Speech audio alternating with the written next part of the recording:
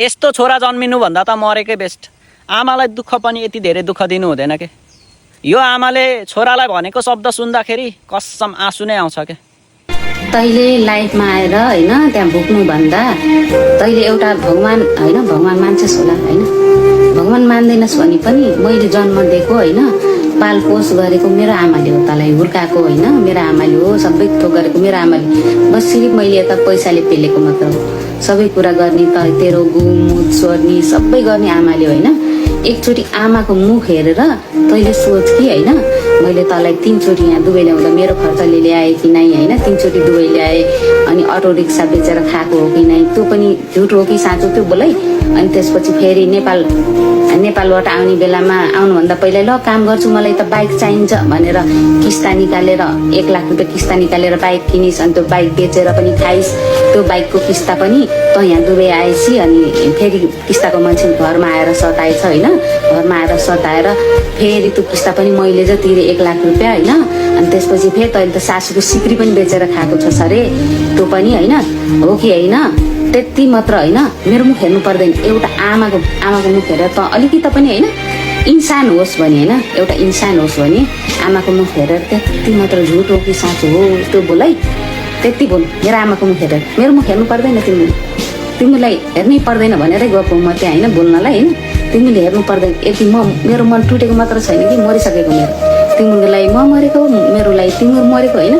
मैले गर्नसम्म गरेर सहन नसकेर मात्र गएको के, सहन शक्ति हराएरै गएको के। एकचोटि मैले भडास पोख्छु भनेर गएको थिएँ होइन।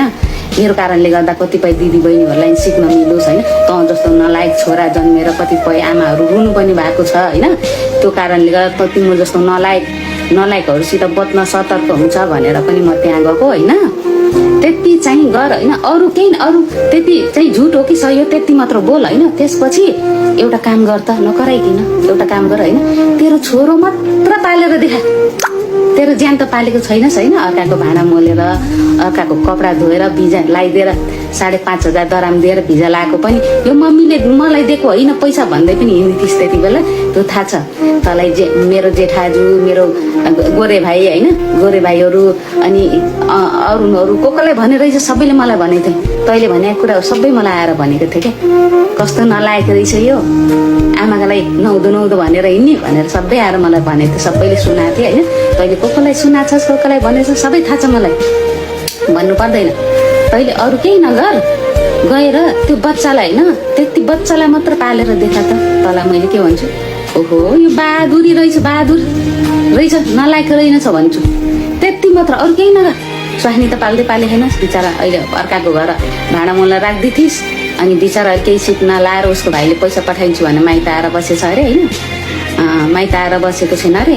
त्यो छोरालाई चाहिँ मामाले खर्च दिन्छु र पढाउँछु भने अरे परिआयो भने म पनि हेर्छु उसलाई, मेरो नाति होइन। त नलायक भइस् भनेर त्यो बच्चाको जिन्दगी त बिगार्नु भएन।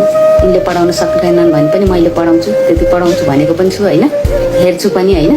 ल त्यति गर त, त्यति गरेर देखा। तँलाई मैले ओहो यो छोरा रहेछ भन्छ होइन। त अब यसले मम्मीले माफी दिँदैन होइन, मैले माफी दिँदैन भनेर यसको अब यसलाई सबैले माने, यो सबैले मान्ने भयो, अब म त बर्बाद भएँ, म घर नगएको भएँ भनेर मलाई गिराउन खोजिस् होला। तँ एउटा कुकुर भुकेर केही हुँदैन, त्यही भुक्नेकुले टोक्दैन तँ एउटा कुकुर भुकेर केही फरक पनि पर्दैन होइन। मामाले के भनेर पठाएको थियो तँलाई, 2 चोटि दुबई आएर फर्केर गइथिस् नि। अहिले 3 चोटिमा के भनेको थियो मामाले, अब चोटि दुबईबाट फर्केर आयो भने भान्जा चल्दा चल्दाका गाडी मुनि पस ल भनेर पठाएको थियो मामाले। क्या त किन भनेको बुझ त अलिकति त गतिलो भएको भन्थ्यो मामाले। मेरो दिदीको कमाइ सिद्धाइदियो, मेरो दिदीको जिन्दगी बर्बाद गरिदियो, सबै कमाएको पैसा नि सबै खाएर सिद्धाइदियो, सबै गरेर सिद्धाइदियो भनेर होला नि मेरो भाइ पनि बोलेको तँलाई। त्यही भएर आउँदा चल्दा चल्दीको ट्रक मुनि पर्छ ल भान्जा भनेर त्यति कुरा बुझ, दिमागमा राख। मलाई नमान केही छैन, मेरो आमाको मुख हेरेर त एकचोटि साँचो कुरा बोल। त अपराधी भनेको त अपराधी, तँलाई मान्छे भन्दैन। तँ जस्तो नलायकलाई 27 वर्षको भइस, अब तँलाई मैले बसी पाल्छु, तँलाई लगेर घरमा, तँलाई माथि दिएर मम्मीले घरमा लगेर पाल्छु, नेबर म पाल्दिनँ तँलाई, बुझिस्। घरभित्र पनि पस्न दिने छैन, तेरो अधिकार पनि छैन। त्यो सम्पत्ति भनेको मैले एक रुपियाँ गनेर होइन 15-16 घन्टा ड्युटी गरेर 1-1 रुपियाँ गनेर 1-1 रुपियाँ चिया पनि खाँदा यति पैसा जान्छ है भनेर राखेको पैसाले किनेको त्यो घडेरी बुझिस् कसैको 1 सुता परेको छैन नसोच तैँले त्यतिकै मलाई तैँले गिराएर म गिर्नेवाला छैन तिमीले मारेर छोड्दा त म नमरेको मान्छे भने अब मर्छु म यति धेरै माया पाछु सबैको अब मर्छु तिमीले मारेर म